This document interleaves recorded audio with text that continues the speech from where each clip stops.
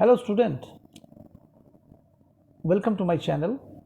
Last day we come to know about the topics or chapter electricity and chemical reactions. Today we are going to discuss about ionic and covalent bonding.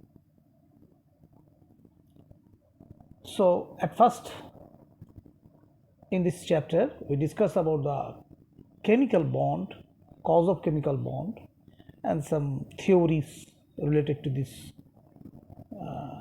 bonding. Let's start. First, what is chemical bond?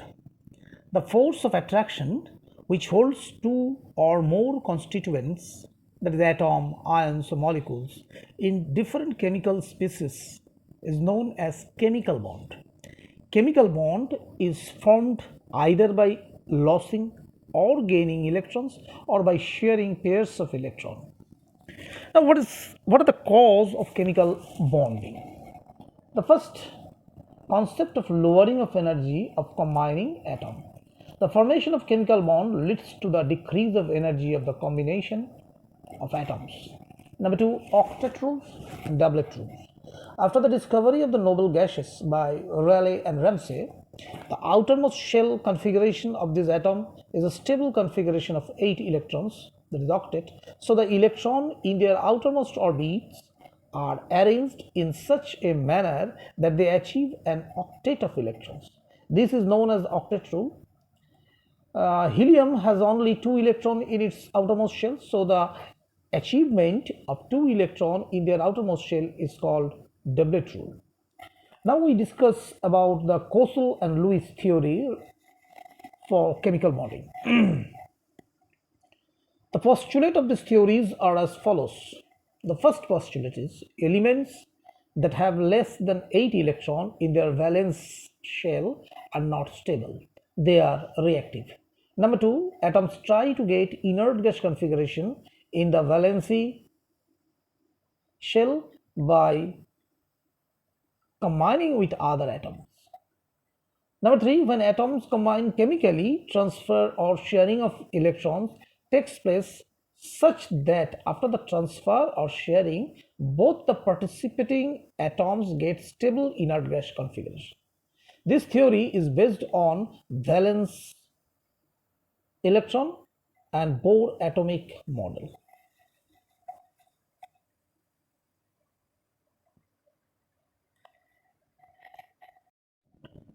Now, what is electrovalency?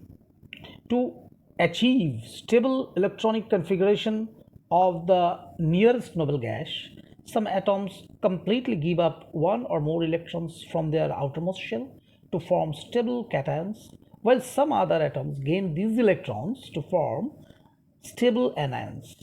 These oppositely charged ions, that is anion and cation, then combine together through electrostatic force of attraction to form chemical compounds. The capacity of the element for such chemical combination is known as electrovalency or ionic valency. Now, what is electrovalent bond or ionic bond? An ionic bond can be defined as the electrostatic force of attraction existing between the cations and anions formed by complete transfer of electrons from an atom of an electropositive element to that of an electronegative element. Some example of ionic compounds. There are so many examples of ionic compounds. I try to give some example. Number one, sodium chloride NaCl, potassium chloride KCl, calcium chloride CaCl2, magnesium chloride MgCl2, nitric acid HNO3, sulfuric acid H2SO4, sodium hydroxide NaOH, calcium hydroxide CaOH2, calcium oxide CaO, sodium oxide Na2O, etc. Now, how can we measure the electrovalency? The number of electrons gained or lost by an atom of an element in electrovalent compound is the measure of electrovalency. As for example, in NaCl, electrovalency of sodium is 1 and electrovalency of chlorine is 1. In magnesium chloride, that is MgCl2, electrovalency of magnesium is 2 and chlorine is 1. Now we discuss about the properties of ionic compounds. There are 7 properties. Number 1, physical state. Ionic compounds are generally solid and hard at normal temperature and pressure. The strong electrostatic force of attraction between oppositely charged ions are responsible for this. Number 2, boiling and melting point. Ionic compounds usually have high boiling and melting point. Number 3, electrical conductivity. Ionic compounds in aqueous solution or in molten or fused state can conduct electricity. Number 4, rate of reaction. The rate of reaction of ionic compounds is very fast and the reaction completed within a very short period. Number 5, solubility. Ionic compounds are usually soluble in polar solvent like H2O and insoluble in non-polar solvent like benzene, chloroform, carbon tetrachloride, etc. Number 6, isomerism. Ionic compounds does not show isomerism. And the last one, nature of bonding. Ionic bond in ionic compounds is weak in nature. Now we discuss about what is covalency. In order to achieve the electronic configuration of the nearest noble gas, equal number of electrons from the outermost shells of 2 atoms form one or more electron pairs which are evenly shared by the 2 atoms. The capacity of the elements for this type of chemical combination is called covalency. And what is covalent bond? The bond formed between the atoms by mutual sharing of electron pairs is called covalent bond, and the compound containing covalent bond is called covalent compound. Now we give some example of covalent compounds. There are various covalent compounds like H2, O2, N2, F2, Cl2, I2, Br2.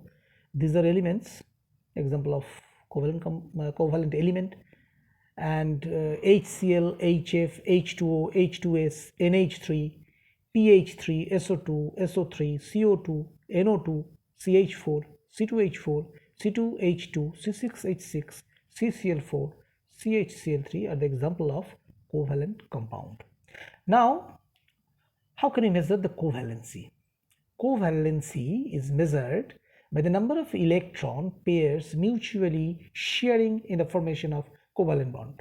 As for example, in H2O, one electron pair is used to form the covalent bond. So the covalency of hydrogen is 1.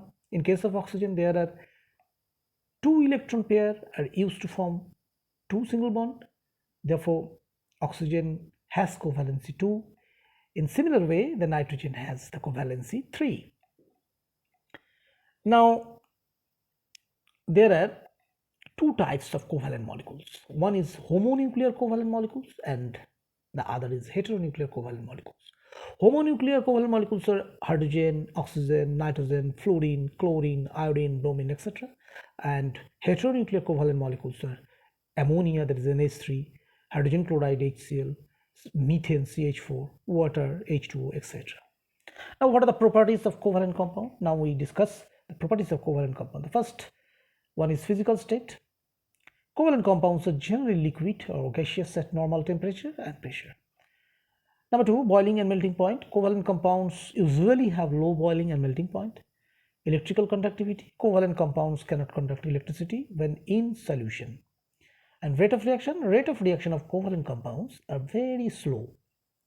And the solubility of covalent compounds are usually they soluble in non-polar solvent, as for example benzene, carbon tetrachloride, chloroform, and insoluble in insoluble in polar solvent. Insoluble in polar solvent like H2O. Number 6, isomerism. Covalent compounds usually shows isomerism. And nature of bonding. Covalent compound, that is covalent bond in covalent compounds is strong and stable. Now, what are the difference between ionic compound and covalent compound? The first one is physical state. What is the difference between the physical state of ionic compound and covalent compound? Ionic compound generally solid and hard at normal temperature and pressure, and generally covalent compound are liquid and gaseous at normal temperature and pressure. Boiling point and melting point. Ionic compound have usually high boiling and melting point, and covalent compound have usually low boiling and low melting point. Electrical conductivity. Ionic compound conduct electricity in aqueous solution or in molten state, whereas covalent compound cannot conduct electricity in aqueous or molten state. Now, what is solubility? In case of ionic compound, usually they are soluble in polar solvent, and covalent compound are usually soluble in non-polar solvent. Rate of reaction. Usually rate of reaction is fast. Rate of reaction is usually slow. Isomerism. In ionic compound, they does not show isomerism, whereas covalent compound shows isomerism. And nature of bonding. In ionic compound, the nature of bonding is weak, and covalent compound, it is strong in nature. Now we describe the Lewis dot diagram of the following molecules. Number 1, structure of NaCl. The electronic configuration of sodium is 281, that is in outermost shell sodium has 1 electron, and in chlorine there are 7 electrons in outermost shell. So sodium totally give up the 1 electron to the outermost shell of chlorine to form Na positive and Cl negative, and by the electrostatic force of attraction, Na positive and Cl negative ion combine to form NaCl. So NaCl is the ionic compound. In this way, the structure of lithium hydride is described.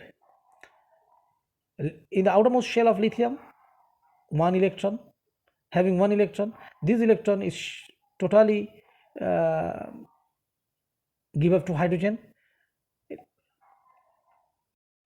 Now the structure of lithium hydride.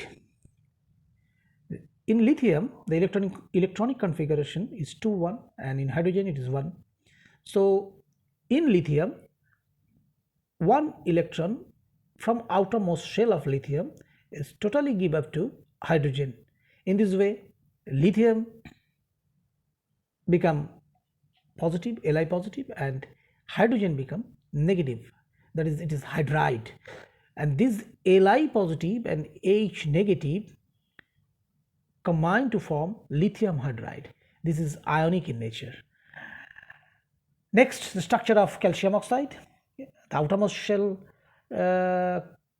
having 2 electrons in case of calcium. The electronic configuration of calcium is 2882. And oxygen, the electronic configuration is 2 6. The outermost shell contain 6 electrons. From calcium, these 2 outermost shell electrons give up to oxygen, and calcium become double positive and oxygen become double negative. By electrostatic force of attraction, this cation and this anion are combined to form calcium oxide. This is also ionic in nature. Now the structure of magnesium chloride. In case of magnesium, the outermost shell, at first the electronic configuration is 282 and calcium chlorine is 287. This outermost shell electron, that is these 2 electrons, are give up to this 2 chlorine atom to form magnesium double positive and 2 chloride ion. This magnesium double positive and this 2 chloride ion combine each other to form magnesium chloride. So it is ionic in nature. In this way, or similarly, there is the structure of sodium fluoride drawn here. It is also ionic in nature. Now we discuss about the covalent bond, that is sharing of electron pair. In case of hydrogen electronic configuration 1, only 1, that is the outermost shell contain 1 electrons. This one electron from this hydrogen atom and 1 electron from this hydrogen atom are equally shared by each of these hydrogen ion to form one single bond. This is covalent in nature. In the similar way, we discuss about the structure of fluorine. Here also 1 electron pair is shared by these 2 fluorine atom to form F single bond F, that is F2, which is a covalent single bond. The structure of HCl, here also HCl form one covalent bond to form this hydrogen chloride. It is also covalent in nature. Similarly, H2O, NH3, both having two single bond, covalent single bond, and H2 is also covalent in nature, and NH3 having three covalent bond is a covalent compound. Now we discuss about the structure of oxygen, that is the formation of double bond. In oxygen, the outermost shell contains 6 electrons. From the first oxygen, 2 electrons, and from the second oxygen, another 2 electrons, that is total 4 electrons are equally shared by these two atoms to form two single bond, that is one double bond. So oxygen is a covalent compound and the bond is double bond. And in the structure of nitrogen, here the outermost shell of nitrogen contains 5 electrons. So 3 outermost shell electron from the first nitrogen and 3 outermost shell electron from the second nitrogen are equally shared to form 3 electron pair, that is 3 bond between these two nitrogen. It is triple bond. So nitrogen is a covalent in nature and the bond is triple bond. So we have finished our chapter ionic and covalent bonding. If you have any doubt or you face any problem while going through my video, then please let me know. Write in the comment box. Hope you will like it. Thank you.